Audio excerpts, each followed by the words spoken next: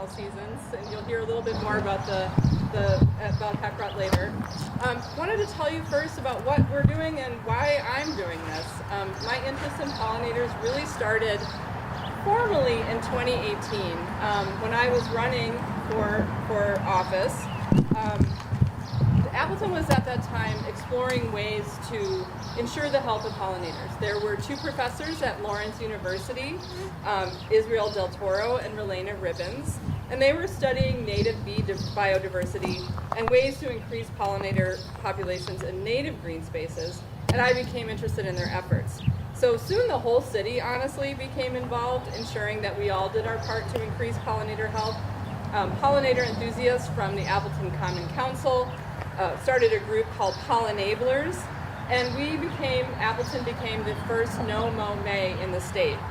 Since then, many cities, including Menasha, where we are now, have embraced sort of low-mow practices, low-mow summer, to increase community awareness about pollinator health and ensure that those early parts of the season had enough food for pollinators. We all know that pollinators are in jeopardy, and for more than a decade we've seen a combination of habitat decline, pesticide use, disease, climate change. All of these things have really formed a perfect storm, resulting in the steady decline. While steps have been taken at the Wisconsin DNR and other state agencies to advance pollinator-friendly practices, Wisconsin is just one of 19 states whose legislature have not passed laws to increase pollinator health. That's really surprising to me, especially when data shows that without pollinators, Wisconsin would lose over 3/4 of our crops. Apple growers would lose 80% of their crops, and cherry producers 60%. Since I took office in 2021, I have introduced a package of bills targeting pollinator health. The first year, there was not one Republican who signed on to these bills. My second term, I reintroduced the same bills again, plus a few more, and we did receive some bipartisan co-signers, so progress. This year, I'm very pleased to say that all the bills that we are introducing have a Republican co-author, Elijah Banky. He represents the 6th Assembly District in the town of Chase. He joins Representative Karen DeSantos, Representative Vincent Moresi, who you'll hear from in a little while, Representative Deb Andraka, Senator Brad.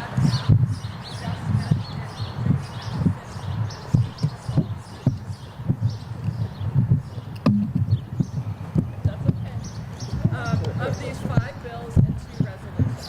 I'm going to briefly outline the bills, and then I'm going to hand it over to Vinny to talk about why all of this is important. So the first bill requires essentially truth in labeling for pollinator-friendly plants and seeds, ensuring that if you go to a farmer's market or a local garden center, if it is marked as pollinator-friendly, which I'm sure many of you have seen, that their seeds have not been treated with neonics or other harmful pesticides. The second bill provides a carve-out in an existing state law which would allow local municipalities to prohibit the use of pesticides that are harmful to pollinators if the community wishes to take that important step. You might be familiar with that original state statute. We call it the ban on bans. This provides a provision that allows municipalities to make an exception to ban the use of certain pesticides. A next bill that we have codifies an existing DNR practice which bans the DNR to use neonicotinoids on DNR-maintained state lands. They have already started doing this. We want to make sure this is in state statute so that if there would be a change in administration, these things would still be done. We also have one that requires state agencies to give preference to native prairie and forage plants anytime a state agency is directing a planting, to make sure that those plants that they are planting are natives to Wisconsin, so we know that that is stronger for the health of our pollinator population. We also have a fun one which proposes the creation of a new specialty license plate, Protect Pollinators, which would allow people to opt in and pay, and those funds would go to the DNR's Endangered Resources Fund to benefit pollinators and other species that are endangered. We are also introducing today some resolutions. Now, resolutions simply raise awareness and help drive public policy through community engagement. Our first one designates June 2025 as Pollinator Awareness Month. That's pretty self-explanatory. And then the other one, which is led by my friend, Representative Deb Andraka, designates the rusty patch bumblebee as the state native insect. Now, some people have asked why we didn't just designate it as the state insect. We already have a honeybee, which is officially the state insect, and I always tell people I don't want to go against big honey. Especially important for the rusty patch bumblebee to be recognized as the state's native insect because it was listed in 2017 onto the federally endangered species list, making it the first bee species in the continental U.S. to be protected by the Endangered Species Act. Now I'd like to introduce my colleague, Vinny Moresi, a noted environmental champion and a leader on clean water and other rural health initiatives in Portage County. Hi folks, my name is Vinny Moresi. I'm the state representative from the 71st District. That is the heart of Wisconsin. Right there in the center, I'm in Stevens Point area, village of Clover, Whiting, Amherst. I have a beautiful triangle-shaped district. One of the ones that doesn't look funny after the rebounds. They definitely look better after the rebounds, we'll just say that. Well, I'm here because normally I speak for the trees. However, today I'm speaking for the grasses, the flowers, the native species, the birds, the bugs, and the bees. I had the opportunity to walk down to this special space this morning at the Hotbed Preserve to enjoy this little pocket of nature nestled in the urban core of the Fox Valley. With the foresight, perseverance, and deep appreciation for natural spaces, our forebears had the wisdom to preserve and protect this space for generations to come. And as an environmental educator in a past life, I have a really deep and immense gratitude for this space and for those who teach the next generation of kids about our natural spaces and what's involved with them, and looking under rocks and tipping over logs and figuring out what bugs are there, and all the things that my kids really, really love to do. So over the past 2 decades, I've been fortunate to be part of a community in central Wisconsin that has restored and rehabilitated farmland back into native prairies. From 2-acre patches to 50-acre plots, we plant and we burn native prairies on an annual basis. On a revolving timeline, we gather and we conduct managed prairie fires to kind of shock the ecosystem of these habitats, to push prairie roots to grow deeper and deeper. And the reason why we do this, as many of you know, is because prairies sequester a ton of carbon. Every time their roots go deeper, they are accumulating carbon as biomass, and it rivals that of our tropical rainforests. For every acre of pristine prairie, it will sequester about 5 tons of carbon every year. So when I see places like this, and I see my neighbors taking kind of fallow farm fields and turning them back into prairie habitat for pollinators and to just do good, as a lot of farmers want to do. They want to protect the species for their own self-interest, but also for the land and the earth around them. I'm really hoping that with this package of bills that we can actually help lead Wisconsin and our country away from a climate crisis.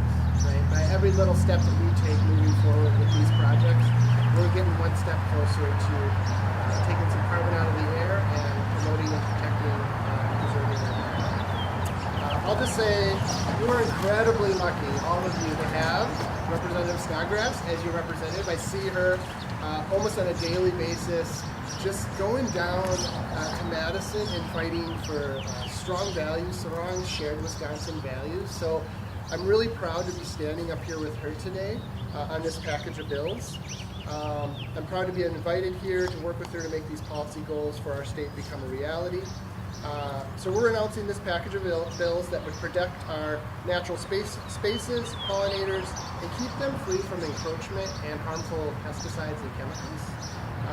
And allow us to create policy that encourages municipalities and rural communities to plant and expand native wildflower and grass ecosystems to provide a habitat for a host of umbrella species, right? Because when we protect one little species out here, we protect everything underneath it as well. And that starts at the top of that flower that has a bee on it right now, and goes down 15 feet into the soil. So we're protecting all the critters underneath as well. I want to see that codified into policy for our state so that we actually must do this work.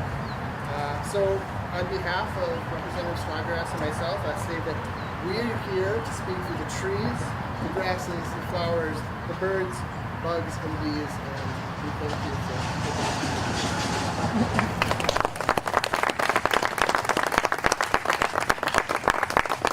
Now I'd like to welcome a man whose home away from home we're in, Luke Schiller, the Executive Director of HECROT. Thank you so much. Welcome everybody. Nice to see you all here today. My name is Luke Schiller. I'm the Executive Director here at HECROT. And in 1995, HECROT became officially a nonprofit. It was a joint partnership between the city of Menasha, realizing they had such a cool asset that they needed to put a board of directors aligned with them to help guide this next generation of getting people outside. So in 1995, we were formed. And the mission of HECROT is to enhance, restore, preserve the reserve, and educate all people on conserving our natural resources, while promoting the reserve's many recreational opportunities. So at its core, we're about getting people outside and protecting it.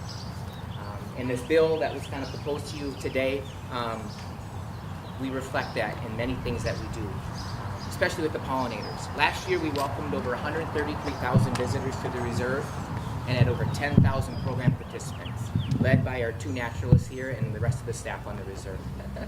This was done in over 371 programs.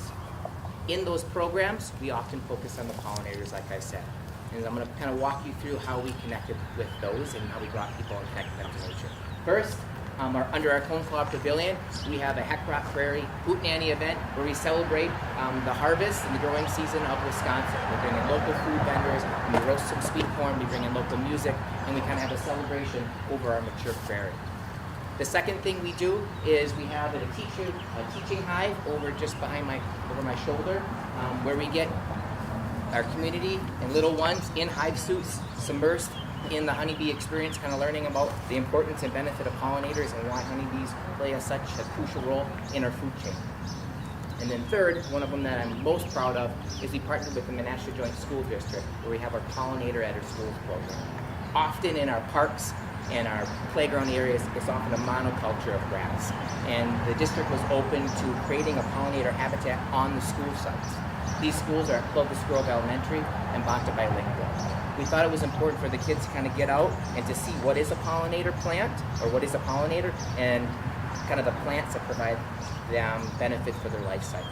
So teachers go out with a QR code, they look for bugs, they record it, and they send it, and it gets tabulated to us. And then later in the fall, they come up here for a HECROT experience. The bill proposed in front of you today, we kind of followed some of those initiatives. One, we purchased plants from wild ones that were native plants in Wisconsin. And the second thing is we don't treat them. They're not exposed to neonicotinoids, so we're making our community healthy as well. So not only is this pollinator bill supporting the pollinators, but it's also supporting a grander, healthier ecosystem now and in the future. Thank you.